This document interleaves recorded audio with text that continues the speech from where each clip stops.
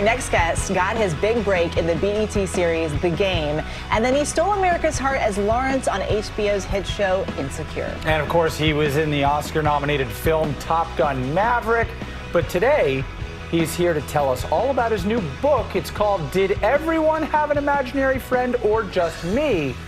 Welcome, actor and now author Jay Ellis, everybody. Thank you. It is so great to have you in here. We're big fans, and we're very excited about this book. Congratulations. It's funny. It's a coming-of-age story. It's about you navigating adolescence. You were an only child. You had an imaginary friend named Mikey. Yeah. Where did Mikey come from? What was his deal? Tell us all about Mikey. Yeah, Mikey, for me, I talk about it in the book, but he was my childhood imagination, I think, giving me what I needed in a time where I'm an only child. I went to 12 schools in 13 years. Oh, wow. So I was constantly in new situations. And he actually came to me one night. It was during a storm. We were living in Tampa, Florida. I was super afraid that there were like alligators crawling all around my bed. And in this moment of fear, he like popped over my shoulder and said, "Hey, we ain't gonna be no Crocs dinner."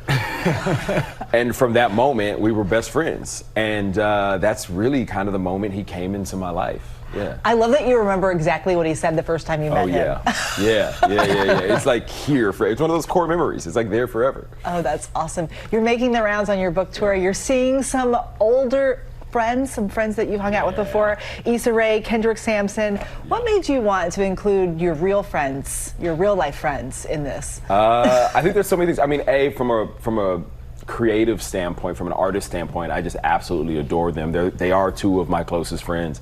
But I think also people really don't see Kendrick and I together, and after being like Team Nathan and Team Lawrence for so long on Insecure, I thought it would be fun. Plus, we're doing it in Houston, which is like his city. And then Issa, of course, is just an absolute amazing human being who's also an accomplished author herself. So it just felt right to bring her on. Beyond the catchy title and the exploration of the imaginary friend Mikey, the subtitle is Adventures in Boyhood. Yeah. And how important was it to you to put out this piece of art that helps young men or boys or parents or whomever? But like, there's got to be more than just imaginary friend stories in here as well. Yeah, there's so much more. I mean, the book really ranges from 4.5, 5 years old when, again, like Mikey came into my life until I'm actually in high school, and an imaginary friend is a long gone concept. Like, I'm way too old to believe in that. But really, this book is, like I say, it's a love letter to the 90s. It's a love letter to the village that raised me. It's a love letter to the cities I was raised in.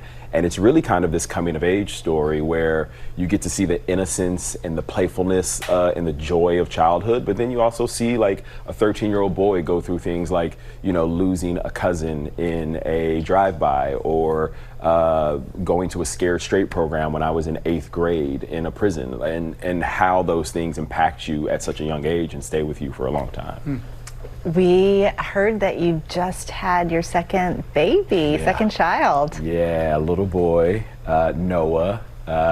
It's amazing to have another kid in the house. I mean, there's no sleep, obviously, but the energy of having a baby in the house again has been absolutely amazing. So we have a little gift for you, because at that age, you really can't have too many onesies. Like, they go fast. Thank you. This is awesome.